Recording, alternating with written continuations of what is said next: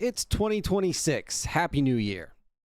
I still have a plethora of books that I need to review that I haven't made videos on yet that I read in 2025. I will get to them.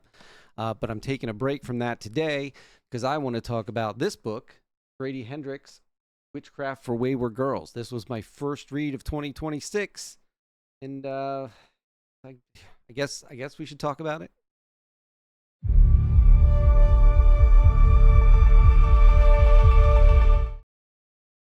Witchcraft for Wayward Girls tells the story about a group of girls that are in the 1970s that are sent to a home for unwed, pregnant teenage girls. Basically, they are sent here. When they arrive, they're given new names, so they're anonymous to everyone in the house. And they live there for the duration of their pregnancy. They give birth at a hospital. The baby is given up for adoption. And then the girls are sent back to their families for their lives to resume like none of it ever happened. This was not a huge hit for me, and there's could be multiple reasons for that.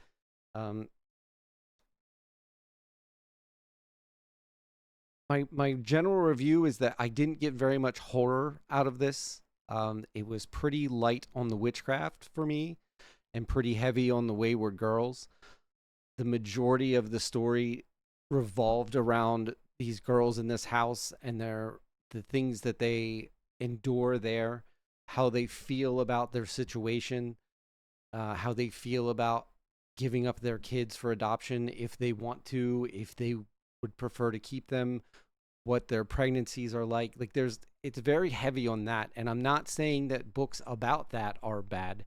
It's just not what I was expecting from a horror book about witchcraft, which there is some witchcraft. I'm not saying there's not, and it plays a lot of role in this book, but I just would have preferred more. I mean, it's a chunky book. It's almost 500 pages.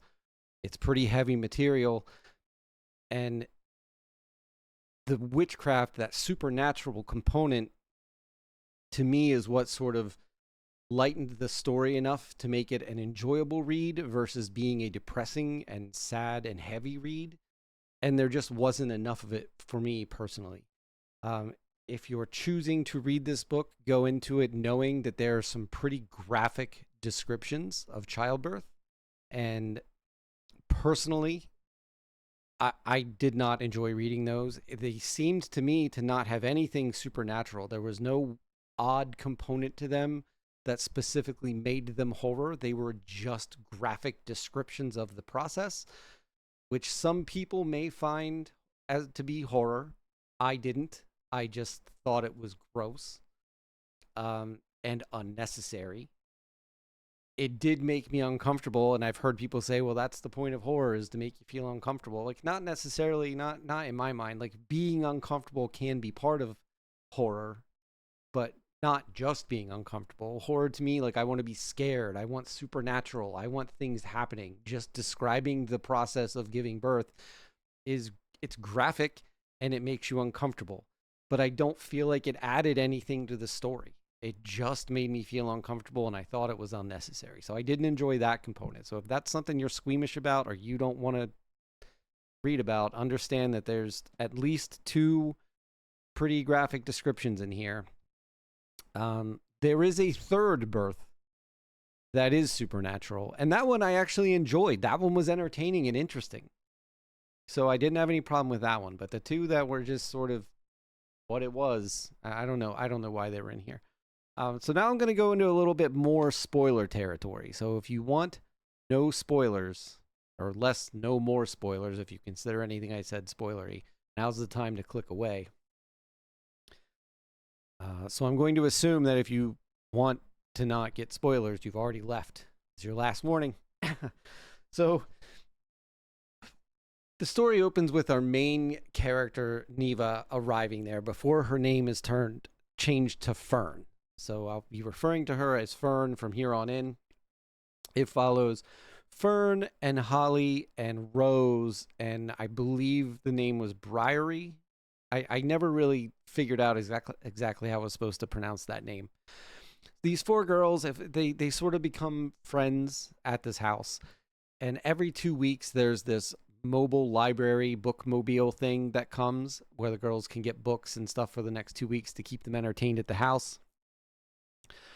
Um, these four girls are looking for they're trying to like work together so they get books that they can share, so they don't all just get one book. They sort of collectively have a group of books they can all enjoy, but they're having trouble finding ones that they want and that they're allowed to get. And the librarian suggests one to Neva, and it's a book on witchcraft, or Fern rather, suggests one to Fern.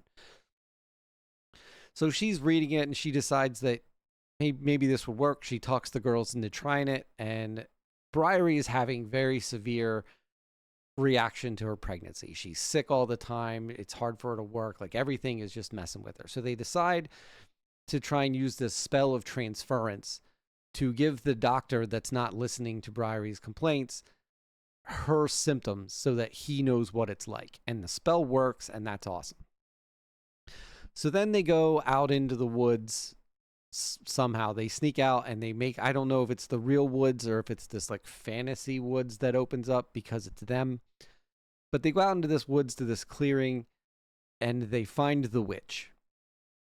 And the witch tells them that if they want to, they all want to grow their strength. They talk to her and they're like, oh, you gave us this book, but we can't understand everything written in it. And we want to do more. We want more power. We like this. It worked. We want to do it. Help us do it. And she says, I can help you, but you all have to swear undying loyalty to me. And you have to sign it with a blood oath. And they all agree. Almost immediately after they sign this blood oath, Briary just decides, I don't want to do this anymore. Witchcraft is dumb. It's dangerous. This is a stupid thing to do. I don't want to do it anymore. So she just stops. And there are no consequences for her just stopping. Nothing happens to her. The witch doesn't come for her. She doesn't get more sick. Nothing. So apparently the blood oath for her meant absolutely nothing. Shortly thereafter, Rose, when you meet Rose, she's a very entertaining character to read. She's a lot of personality. She's very unique in the story. And she leaves pretty early on. But she's introduced, and then by the halfway point, she gives birth and then she goes away.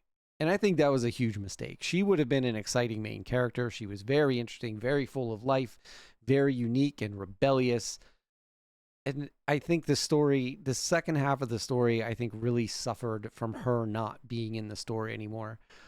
At no point was I even close to not finishing this book. So I'm not saying it was bad. Grady Hendrix is a very talented writer. It's very engaging writing, very engrossing. I enjoy reading Grady Hendrix. This particular book was just a miss for me.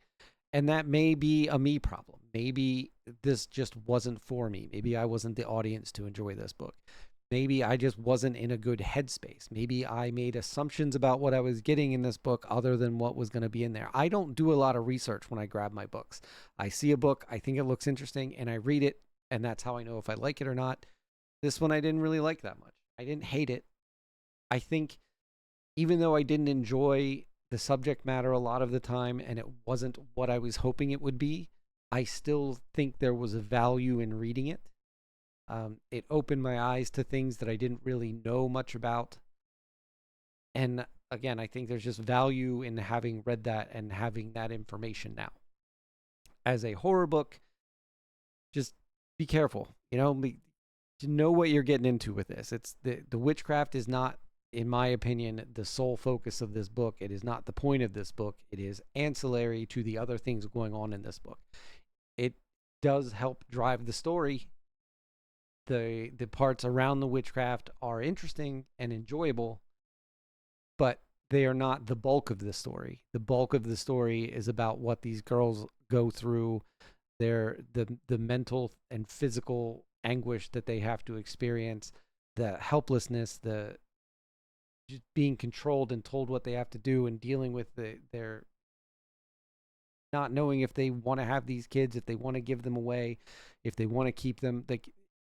It's heavy content, and there's value in reading the content. I think it was done fine. I think he did a good job writing that. It's just not necessarily what I was hoping for, what I thought I would get, or what I was looking for out of this particular type of story. So those are my thoughts. I think there was largely written well. Not what I was hoping it would be. Not what I thought it would be. And very heavy subject matter. I don't know. Maybe I'm missing something. If you read it and you have different opinions than I do, feel free to let me know. If you agree, let me know. If you want to read it, just tell me things. Let's have a conversation, because maybe I missed something. Maybe I need to visit this at some point. I don't know. We'll see. Anyway, I'll catch you next time.